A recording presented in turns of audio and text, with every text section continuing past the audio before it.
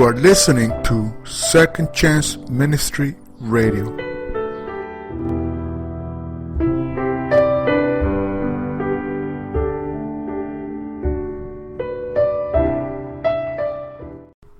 Gods and Kings. Chronicles of the Kings. Shortly after King Solomon's death in 931 BC, the Promised Land split into two separate kingdoms. Israel, the larger nation to the north, set up its capital in Samaria and was no longer governed by a descendant of King David. In the southern nation of Judah, where this story takes place, David's royal line continued to rule from Jerusalem. This narrative centers on the lives of two kings of Judah, Ahaz, who ruled from 732 to 716 BC, and his son Hezekiah, who ruled from 716 to 687 BC. And now, Gods and Kings. Chapter 2. The nightmare jolted Hezekiah awake. He had dreamed of Molech again, the image so vivid that he'd felt the heat of the flames. He lay awake in the darkness, breathing hard, his heart pounding until his chest hurt. He listened for soldiers and distant drums, but the palace hallways were quiet. It was just a bad dream, he told himself. But when he gazed at Eliab's bed, he knew that Molech was real. He hadn't been dreaming on that terrible morning when they'd taken Eliab and thrown him into the fire. What if the soldiers came back for him? It seemed to Hezekiah like a long time had passed since Eliab had died. Uncle Maaseiah and his soldiers had all marched away into battle. But what would happen when they returned? Hezekiah wondered if they would throw him into the monster's mouth the way they'd thrown Eliab. He remembered how the soldiers had picked him up as if he'd weighed nothing at all. He remembered their swords and spears. A shudder passed through his body that jolted him upright. He was helpless. The servants who slept nearby wouldn't save him. They hadn't saved Eliab. Only Mama had tried to stop the soldiers. She would protect him. Hezekiah climbed out of bed and ran down the darkened corridors to his mother's suite in the harem. Ever since Eliab died, she had allowed him to come and stay with her whenever he had a bad dream, and the nightmares had come nearly every night. Her door was unlatched. Hezekiah pushed it open and ran to her. "Mama! Mama! I'm scared!" he cried. She sat all alone on the cushioned window seat, gazing into the night sky, but she turned at the sound of his voice and reached to gather him into her arms. "Come here, my little one. Hush now. Don't cry." Mama was warm and soft and very beautiful. Her dark hair flowed down her back in thick waves and smelled like flowers and myrrh. Hezekiah felt safe here. She would keep the soldiers away. She would stop the nightmares from coming. In the comfort of her arms, with his cheek resting against her shoulder, Hezekiah closed his eyes and fell asleep. The sound of voices startled him awake. He cried out in fright, terrified that the soldiers had returned, but only his father stood alone in the doorway. He seemed huge to Hezekiah, his face scary in the flickering lamplight. Mama tightened her grip until Hezekiah could scarcely breathe. Her heart was beating as rapidly as his was. "What is that boy doing in here?" Ahaz asked. He was wheezing from his climb up the stairs to the harem, and his forehead glistened with sweat. "Good evening, my lord," Mama said, her voice almost a whisper. I didn't think you would come tonight. Your son had a bad dream. He came to be comforted, that's all." "Well, send him back to his room." Ahaz seemed so frightening that Hezekiah wished he could melt into his mother's arms. Instead, she slowly released him, lowering his feet to the floor as she stood. Then she tugged on his hand, urging him to bow down to Ahaz, as she was doing. "Your father is our king," she told him. "We must bow to show respect to his majesty." Hezekiah did as he was told. When he glanced up, his father looked pleased. "Your son Hezekiah is much like you, my lord," Mama said, resting her hands on Hezekiah's shoulders. He will make a fine choice to be your heir and successor one day." Ahaz crossed the room until he stood in front of them. Hezekiah's heart raced so wildly as his father studied him that he was afraid it would burst. He wanted to run and hide. "But you aren't my firstborn," Ahaz said. "I gave my firstborn as a gift to Molech." Hezekiah began to tremble as the awful truth sank in. It wasn't the soldiers he needed to fear. It was his father. He was the one who had ordered the soldiers to throw Eliab into the flames. And Ahaz had the power to kill him the same way. At last, Ahaz looked away. He loosened the belt of his tunic as he turned to Hezekiah's mother. "Didn't you hear me, Abijah? I said, send the boy away." "Of course, my lord." She smiled, but Hezekiah knew it wasn't her real smile. She looked so different that a chill shivered through him. Mama was afraid of King Ahaz, too, almost as afraid as he was. Hezekiah wriggled free and ran past his father, not stopping until he reached his own room. He slammed the door and leaned against it, as if to barricade himself inside. He felt sick with fear. His father had killed Eliab. The king was the most powerful person there was. Who could possibly protect Hezekiah from the king? He was wide awake now, every muscle and nerve ending tingling. Where could he hide? His mother's room was no longer safe. He was afraid to stay here, but terrified to leave. He stood frozen in place, wondering what to do. Gradually his eyes grew accustomed to the darkness, and his breathing slowed to normal. The corridors outside his room were quiet and still. As the familiar contours of his room began to take shape, the shadows seemed less menacing. He could distinguish the bronze lampstands against the wall, the ivory table beneath the window, the charcoal brazier glowing faintly, his rumpled, empty bed. And Eliab's. Tears filled his eyes and ran down his face as he remembered his brother. They had clothed Eliab in a tunic of white linen and forced him to walk in the procession to the valley of Hinnom, sleepy and bewildered. Their father, dressed in royal robes, had led that procession. He had offered his firstborn to Molech. But what Hezekiah didn't understand was why. Why had his father killed Eliab? Abijah moved forward into Ahaz's arms, desperate to hide her emotions from him. He seemed proud of what he had done, calling Eliab a gift to Molech. But Abijah remembered the holy laws her father had once taught, and those laws said that firstborn sons belonged to Yahweh. Their lives were to be redeemed with silver, not offered to idols. Yahweh wanted his children to serve him with their lives, not their deaths. But Abijah didn't dare speak such thoughts out loud. She leaned against her husband, forcing herself not to cry or yield to the grief that still consumed her. For Hezekiah's sake, she had to push aside her own revulsion as Ahaz's hands touched her. She must smile in spite of her pain. "Do I please you, my lord?" she murmured as she returned his caresses. "This is a good beginning," he said, bending to kiss her. She pretended to return his kisses, to act as if she enjoyed them. Then Ahaz stopped suddenly. "Why do you ask?" he said. Her heart began to pound. She was afraid that she had overacted and made him suspicious. Because I want so much to please you."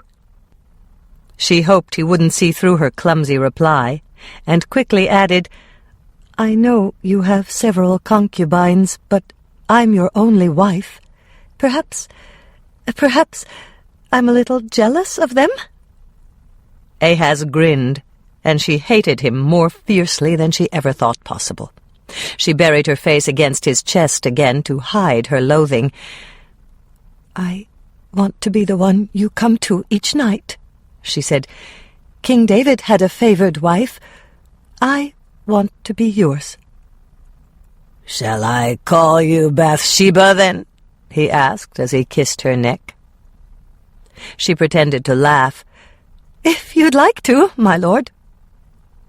Abijah knew that David had chosen Bathsheba's son to be his heir, even though Solomon wasn't his firstborn. If she could win Ahaz's favor above all the other women in his harem, if she was the one he came to for comfort and solace, she could ask him to designate Hezekiah as his heir some day. She loved her son enough to do that for him, to save him from Molech, even though she would have to sacrifice her own pride and dignity in order to do it. This first night would be the most difficult, she told herself, coming so soon after Eliab's death. Maybe in time she would learn how to close off her mind and pretend she was somewhere else whenever Ahaz came to her. Maybe in time she would no longer be repulsed by him every time she held him. Abijah drew a deep breath and played her part, determined to do everything in her power to please Ahaz, for her son's sake. But when someone interrupted them, pounding insistently on the door, Abijah felt immensely relieved. "Who is it?" Ahaz shouted. "Your Majesty, please forgive me for disturbing you," one of the chamberlains said from behind the closed door, "but a messenger just arrived with news of your army." Abijah felt Ahaz grow tense. She looked up at him and saw his undisguised fear. She thought of Eliab and felt no pity for him. "Just a minute," Ahaz called as he composed himself. Abijah followed him as he crossed the room and opened the door. The chamberlain who waited outside looked very worried. "I'm sorry, Your Majesty. I never would have interrupted you if it hadn't been so urgent." "What's the news?" It's not good, I'm afraid. And there are 2 other reports that I think you should see." Ahaz turned to Abijah, and she saw how unsure of himself he was. He wanted to escape into her arms, not handle this crisis. She knew then that her plan to win his confidence would work. She could take advantage of his weakness and use her charms to influence him. If she could just push aside her revulsion and pretend that she loved him, she could find out what this crisis was about and what his plans were. Because if he was going to offer another sacrifice to Molech, she needed to hide Hezekiah from him. She reached up to caress her husband's neck. "If you would like, my lord, I will gladly come and wait in your chambers until the meeting ends." His eyebrows lifted in surprise. His face wore a vulnerable expression that she'd never seen before, as if her offer had touched him. Ahaz had always come to her rooms.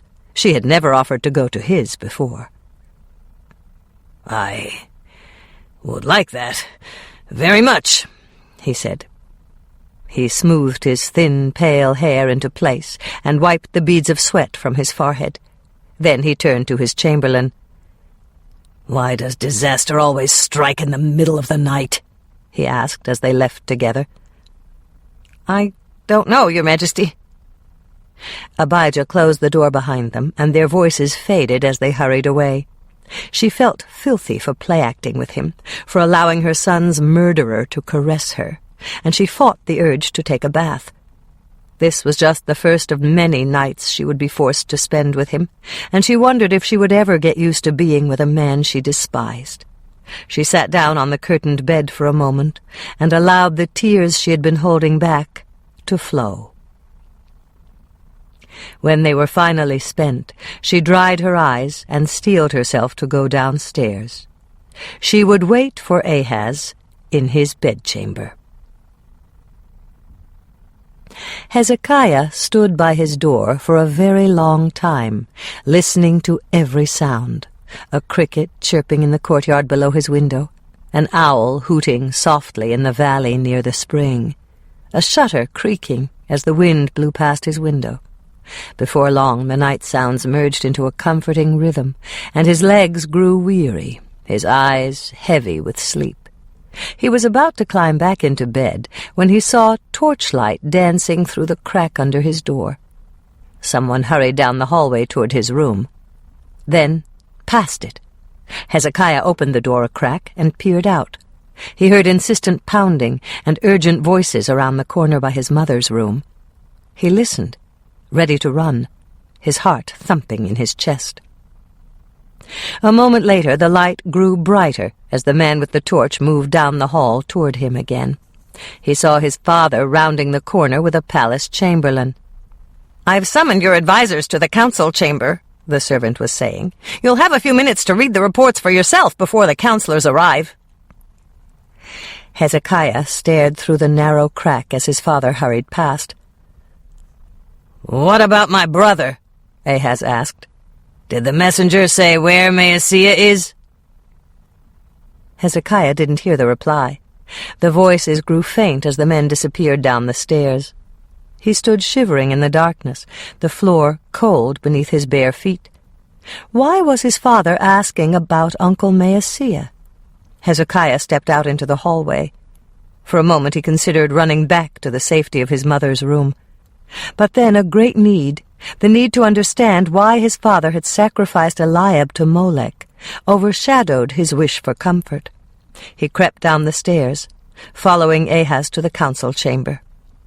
A heavy curtain guarded the service entrance to the chamber, and Hezekiah slid past it, hiding in the anteroom where the servants usually waited to be summoned. The tiny room was empty, so he crouched behind a pillar and peered into the council room. His father's throne stood on a raised dais at one end of the room, with Uncle Maaseiah's empty seat beside it. Thick wool carpets and cushions were arranged in front of the dais for the king's advisers, and a servant scurried between them, lighting lamps and charcoal braziers. The room seemed gloomy, even with all of the lamps lit. When the servant finished, he left the council chamber, hurrying past Hezekiah without seeing him. King Ahaz stood beneath a lampstand, reading from a scroll, his lips drawn into a thin line. Hezekiah heard him moan, and the parchment dropped to the floor as Ahaz tore the front of his robes. "I never should have let him go into battle," he cried out. "How can I run this nation without Maaseiah?" He gazed up at the thick cedar beams as if the answer to his question was written up there. "Why don't you sit down, Your Majesty? You're upset." The chamberlain took Ahaz's arm and led him to his throne. "You've suffered a great shock, but your counselors are coming now. They'll know what to do." Ahaz dropped into his chair as his advisers began hurrying into the room. They appeared groggy and confused, rubbing the sleep from their eyes. "Is it news of your army, Your Majesty?" someone asked. Hezekiah stiffened, suddenly alert. He remembered the endless rows of soldiers that had lined up in the palace courtyard and forced him to walk down the hill to the Hinnom Valley. They had carried him up the steps to the monster's platform, then surrounded it so that he and Eliab couldn't escape. His father's army. King Ahaz lifted a wine goblet from the ivory table beside his throne and took 2 quick gulps, then wiped his lips with the back of his hand. "Yes, disastrous news," he replied. "The army that I sent north to stop the invasion has been defeated. 120,000 soldiers have been slaughtered. My 3 commanders, Azrikam, Elkanah, my brother Maaseiah." He gestured to the empty seat beside his as his voice choked. The room grew so still that Hezekiah could hear the oil lamps hissing faintly as they burned, casting wavering shadows on the walls. "All 3 men are dead," Ahaz said at last. He reached for the wine glass again and gulped 2 more mouthfuls. "The enemy alliance proved stronger than we thought. I've lost most of my army, and the invaders are still marching south, overrunning every village and town in their path. They've taken more than 200,000 people captive." Hezekiah heard several of the advisers moan. Ahaz gulped another drink, then gripped the arms of his throne as if to steady himself. "The enemy is heading here. They're going to attack Jerusalem. and try to overthrow my government." Everyone started talking at once, as a ripple of fear coursed through the room. When the shockwave reached Hezekiah, he began to shiver. He crouched lower in the shadows. Ahaz drained his glass, then shouted, "Shut up and listen to me! There's more!" Instantly the room fell silent. "I've had news from the south as well. The king of Edom has taken advantage of this crisis to invade our only seaport. Elath is lost." Once again the meeting dissolved into chaos, and once again Ahaz shouted the men into silence. "There's still more! Our old enemies, the Philistines, have come against us too. They've raided towns in the foothills and the Negev, and have already captured Beth-Shemesh, Ajalon, Timnah, 3 or 4 others I can't remember." The men stared at Ahaz as if unable to believe what he was telling them. "We're being attacked on 3 sides?" someone asked. "Yes." Hezekiah didn't understand what was going on, but he could tell by the tense murmuring that these men were afraid. He listened breathlessly. "What are we going to do?" another man asked. "For the time being, we'll have to forget about the Edomites and the Philistines," Ahaz said. "Our most serious threat is from the Northern Alliance. The Aramean army will reach Jerusalem within a few days. They're organized and powerful, and we have very few soldiers left. So, you tell me, what are we going to do?" He gazed at his advisers for several long moments, but none of them replied. Ahaz's voice rose to a shout.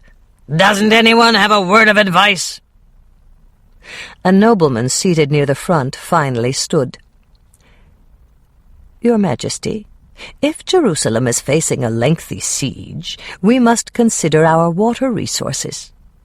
The man wore several gold rings on his fingers, and whenever he gestured, Hezekiah saw a pattern like fireflies on the ceiling above his head.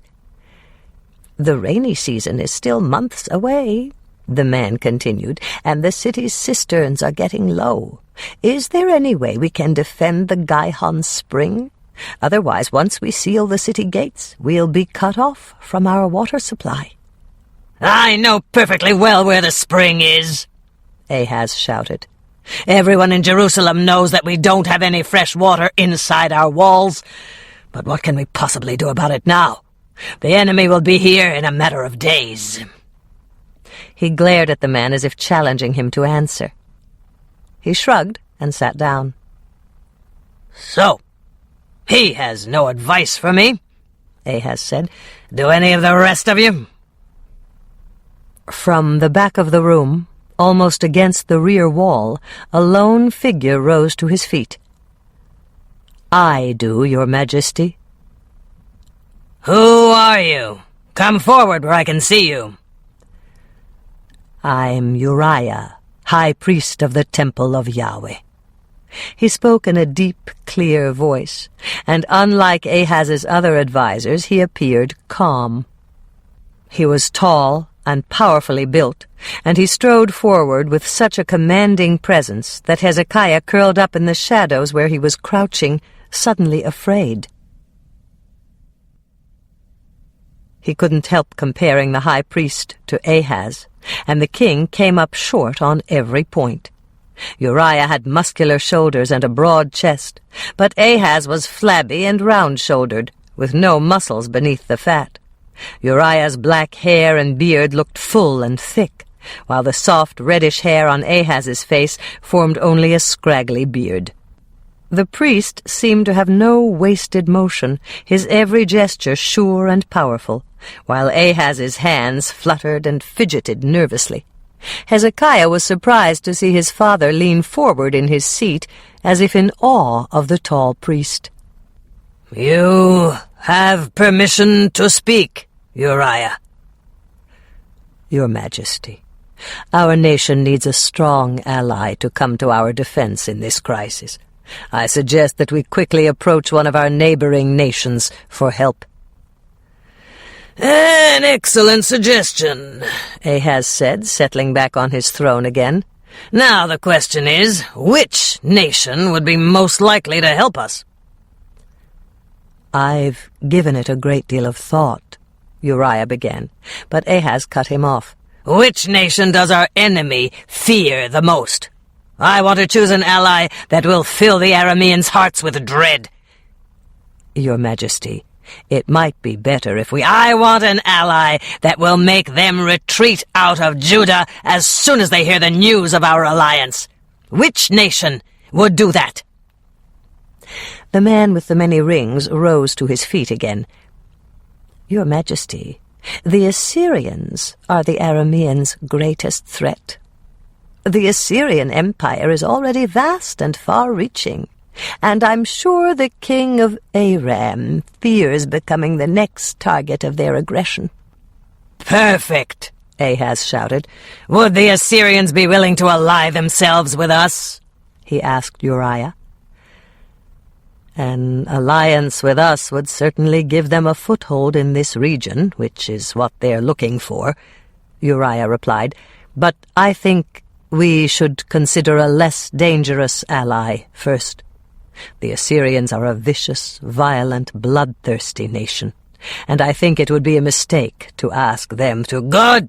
The more bloodthirsty the better," Ahaz said. "I want the men who killed my brother to suffer." His words jolted Hezekiah. He wanted to punish the man who killed his brother, too. But how? The man responsible was his father, the king. "Uriah's right," Ahaz continued.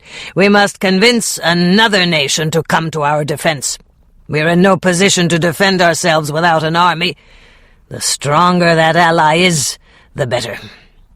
He drew a deep breath. "We'll send a gift of tribute to Assyria and propose an alliance. This gift must be very lavish in order to convince them that we are a worthy ally. We'll need to send gold, silver, precious stones, and we'll need to act quickly before the enemy lays siege to Jerusalem." "But, Your Majesty," someone protested, "where will this gift come from? There's no time to levy taxes, and we've already emptied the royal treasuries to equip Maaseiah's army." King Ahaz glanced all around the room, as if hoping that bars of gold would magically appear. Then his eyes fell on the high priest, still standing in front of him. "Uriah, you will remove the gold and other valuables from the Temple of Solomon." Uriah looked distressed by Ahaz's plan. "But, Your Majesty, the temple storehouses are nearly empty. The only valuables remaining are the sacred vessels that are used for worship. It's true that the Holy of Holies contains a wealth of gold, but it is part of the structure. There's no way to remove it without permanently damaging Yahweh's dwelling place." King Ahaz didn't appear to be listening. "A wealth of gold," he repeated. "I'm favorably impressed with your wisdom and counsel, Uriah. I'm putting you in charge of the gift to Assyria. If you do well, you will be the new palace administrator in my brother's place." He gestured to the empty seat at his right-hand side. "Tear the temple down if necessary, but this gift must be acceptable to the Assyrians." Uriah nodded slightly, his expression unreadable. "Yes, Your Majesty." "When everything is ready, I will send a delegation to the Assyrian monarch, along with my personal appeal for a covenant with his nation." Ahaz looked confident for the first time that night. He rose from his chair and began issuing orders, gesturing to his advisers. "We'll need to raise another army for the defense of Jerusalem. You three are in charge of that. As for the rest of you, begin spreading word of the coming siege as soon as you're dismissed. Make sure the city and surrounding areas are prepared as quickly as possible. It may take some time for our new Assyrian allies to rally to our defense." The task of making so many decisions seemed to exhaust Ahaz. He sank onto his throne again when he was finished. "That's all we can do for now. You're dismissed. Where's my servant? Hezekiah didn't move aside in time, and Ahaz's servant nearly tripped over him as he rushed into the anteroom to attend to the king. "What are you doing here?" the man asked. He grabbed Hezekiah by the shoulders. "You don't belong in here." "Let me go," Hezekiah said as he struggled to break free. He needed to run upstairs and hide before his father saw him. But Ahaz had already heard the commotion. "What's going on over there?" he asked. "Where's my servant?" "I'm here, Your Majesty. I'm coming. Forgive me." He carried Hezekiah, still struggling, into the council room. "I found this boy in the antechamber. I don't know how—" "You again! What are you doing down here?" Ahaz demanded. Hezekiah couldn't speak. He wanted to rush forward and strike his father for killing Eliab, but he couldn't seem to move. As he gazed up at Ahaz, a terrible darkness began building deep inside Hezekiah, growing moment by moment like a powerful storm. He was terrified of his father. That was certainly part of it. But this new feeling was much bigger, much more overwhelming than fear. It was hatred. "Why are you looking at me like that?" Ahaz asked. "Get him out of here!" The servant picked Hezekiah up and hustled him from the room. During the brief disturbance with the king's son, Uriah had time to refocus his thoughts. He had been too astounded by his sudden promotion to palace administrator to think clearly a moment ago. Now that the boy was gone, he strode to the front again. "One moment, please, Your Majesty. I'd like to make one further suggestion." "What is it?" "I'd like to advise you to include a public sacrifice to Yahweh in your plans, my lord. We will need divine help in this crisis." Ahaz sat up straight. "Another excellent suggestion, Uriah. I'm impressed with your wisdom. However—" Ahaz gathered the sparse whiskers of his beard together, looking thoughtful. Uriah heard the hesitation in the king's voice as he paused. "However, I don't think it would be appropriate to sacrifice to Yahweh after emptying his temple's storehouses," he finally said. "I'm uneasy about that. Surely you understand." "No, we've already sought the help of Molech, the most powerful of all the gods. He won't desert us now, especially after I've personally sacrificed so much. So before the siege begins, we will hold another sacrifice to Molech." Uriah's stomach turned over in horror at what he'd unwittingly initiated. He searched for a way to argue with Ahaz, to contradict him, but came up blank. Only a fool questioned the king's decisions. Ahaz turned to the rest of his milling advisers, challenging them. "Perhaps those of you who withheld your sons from Molech the last time will consider the great danger this nation is in. We need Molech's great power in this crisis, and so we all must sacrifice a son this time. He's a demanding god, but surely we can father a dozen sons once Molech saves us from destruction." Uriah reeled in shock at the king's words. Ahaz planned to kill another son, another of Abijah's children. As high priest, Uriah was sworn to fight against idolatry, not promote it. How had his advice to the king gotten so out of control? "The sacrifice to Molech must take place as soon as possible, before the siege begins," Ahaz continued. He turned to Uriah. "I will leave all the preparations for it in your hands." Uriah felt all the blood drain from his face as he stared at Ahaz. For a long moment he was unable to speak. When he finally did, his voice didn't sound like his own. I'm a priest of Yahweh, Your Majesty, not Molech." "You're the new palace administrator," Ahaz thundered, gesturing to his brother's empty chair. "Unless you don't want the job?" Uriah stopped breathing. He had mere seconds to make the biggest decision of his life, a decision that would set the course of his future. He could sit at the king's right-hand side, or he could refuse. "Of course, Your Majesty," he finally said, bowing slightly. "As you wish." "Good. Then you're dismissed." It took an enormous effort for Uriah to walk from the room on his trembling legs. Several of the other advisers tried to speak with him, to congratulate him as he left the council chamber, but he moved past them like a blind man. He needed to get out of the palace and find a place to sit down and think. Moving on instinct, he headed up the hill to the temple. Dawn was only an hour or two away, judging by the fading stars in the eastern sky. He needed to assimilate everything that had just happened before his many responsibilities as high priest crowded out all his other thoughts. He crossed the deserted outer courtyard and sank down on one of the steps that led to the inner court.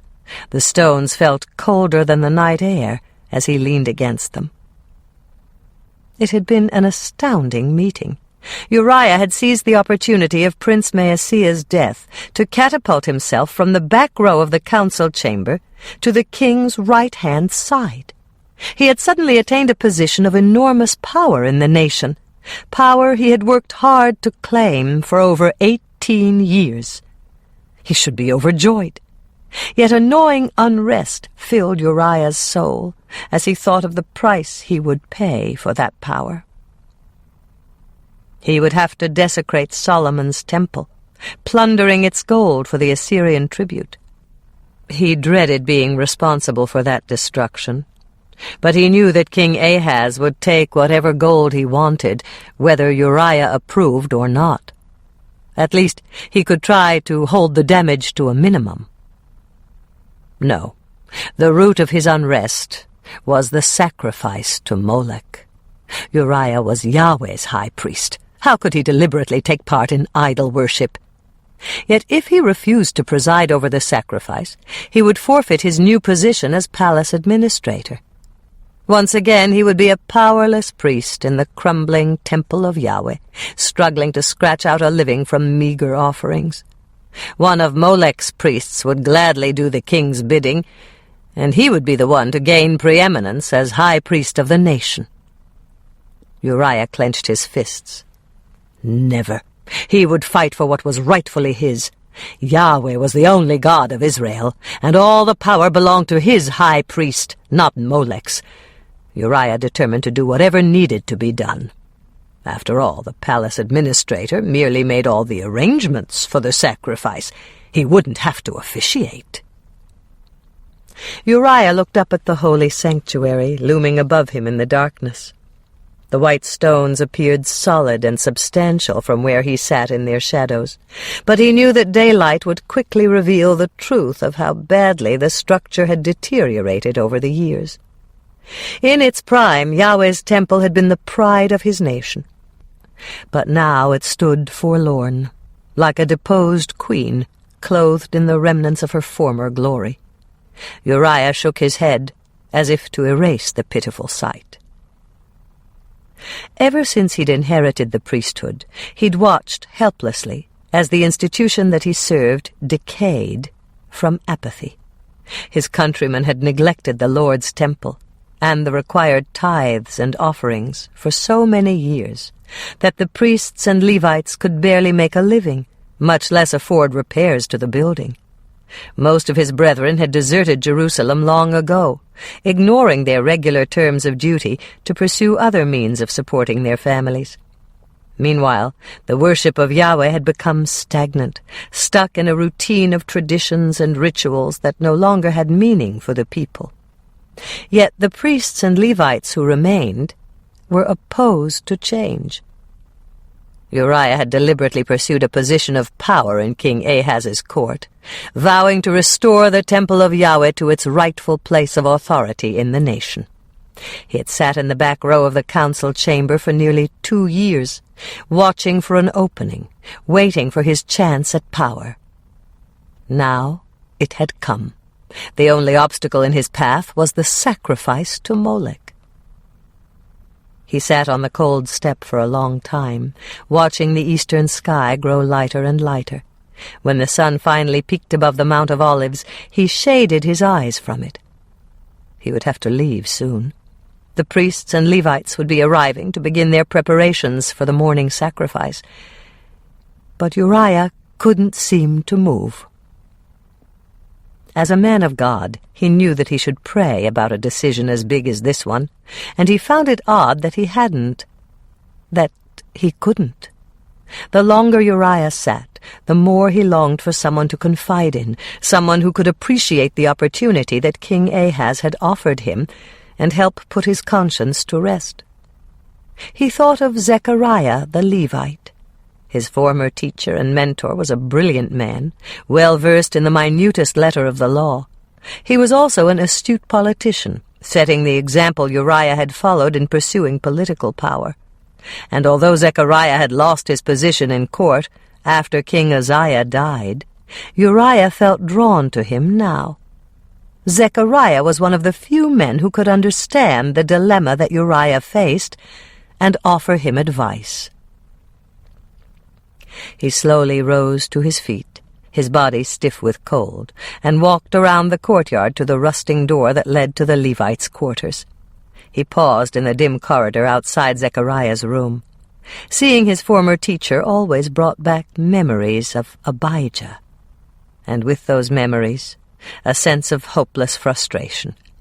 Uriah had always known that she couldn't belong to him, but that knowledge hadn't stopped him from wanting her.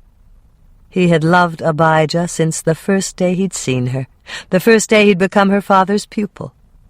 And his love for her was the only thing in his life that he'd never been able to control.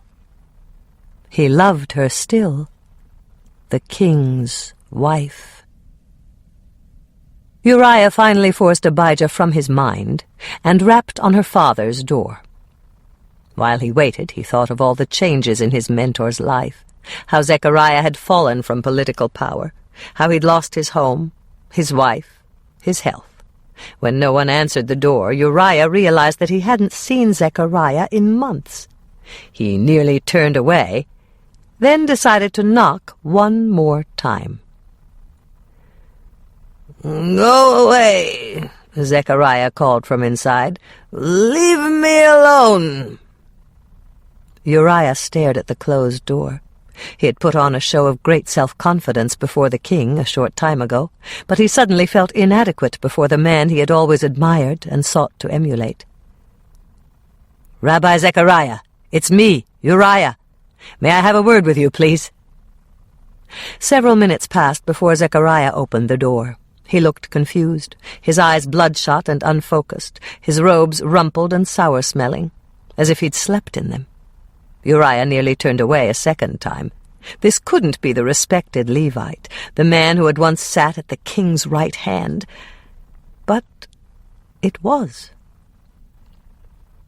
The man Uriah remembered was tall and lean and strong. But now Zechariah's shoulders stooped, as if bearing a heavy load. The spark of intelligence had vanished from his distinguished face and green eyes, and his pale features looked drained of life. He was barely 55, but his unkempt hair and beard made him appear much older. "Uriah, come in," Zechariah stammered. He led the way into the room, staggering slightly, and cleared a place in the clutter for Uriah to sit. "I'm sorry if I've disturbed you," Uriah began, "but I need to talk to you." He struggled to conceal his shock at the change in Zechariah. He could barely remember why he had come. "I'll get some wine," Zechariah said. He tottered over to a shelf and produced a skin of wine and 2 goblets. Uriah winced with embarrassment. No, thank you, Rabbi. It's too early for me. But please, you go ahead." He felt ashamed for Zechariah. Coming here had been a mistake. Uriah stared at the floor, groping for words, wishing he could leave. Zechariah took a few quick gulps from the wineskin. Then, with a pathetic remnant of his former dignity, he pulled up a stool and sat opposite Uriah. What did you need to talk to me about? Uriah saw the respected teacher he had come to seek as if through a dingy curtain.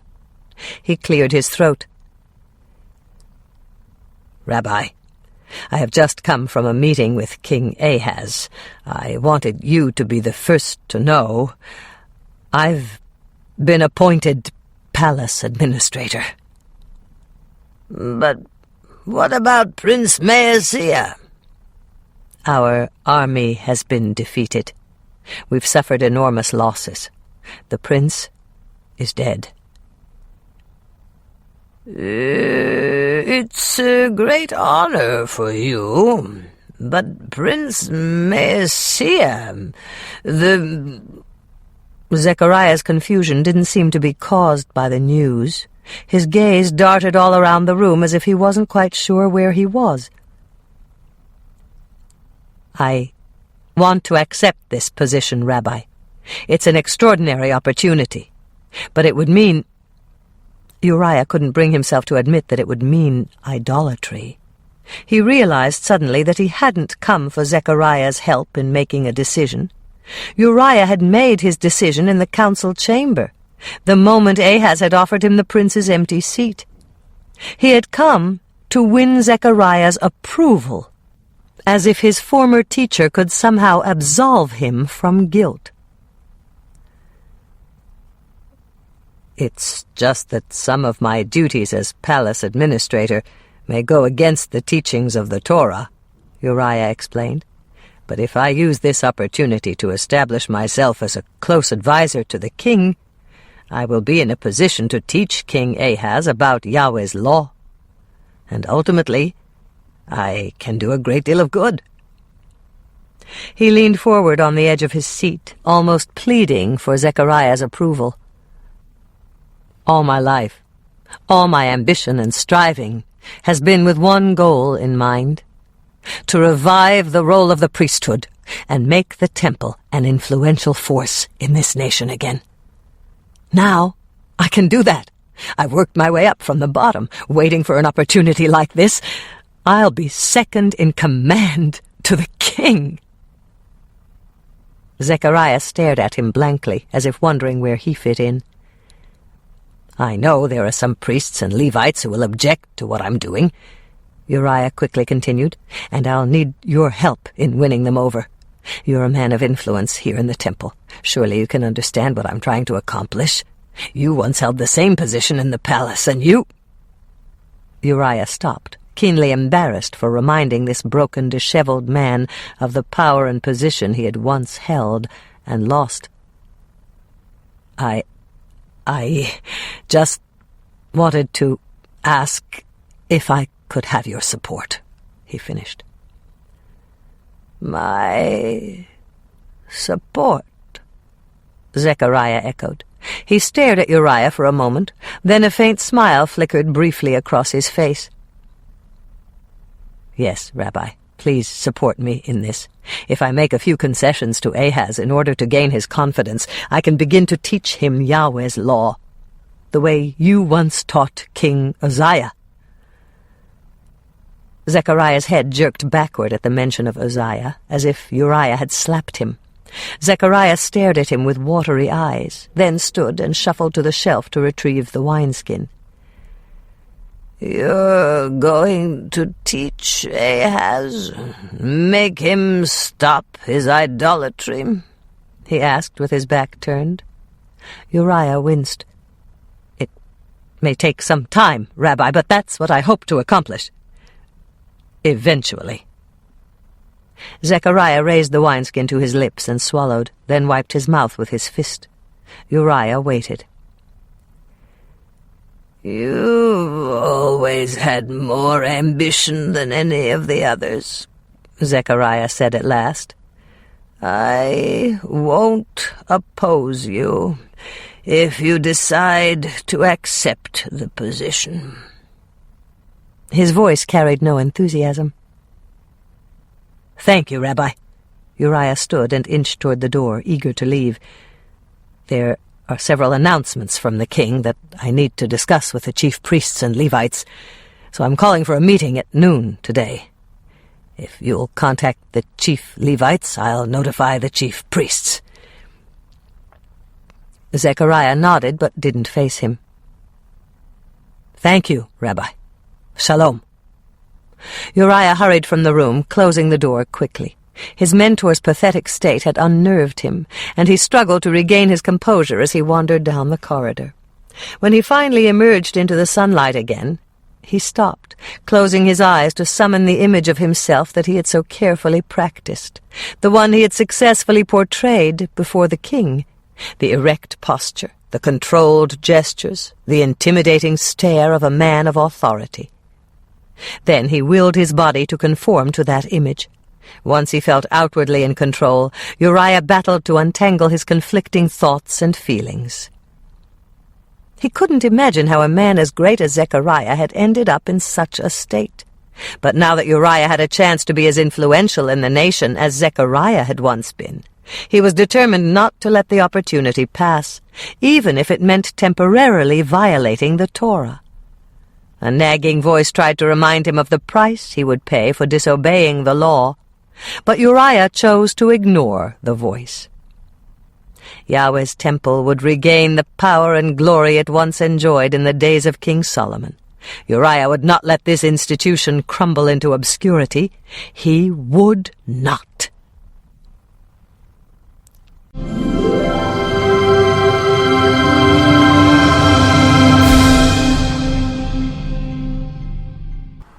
You are listening to Second Chance Ministry Radio.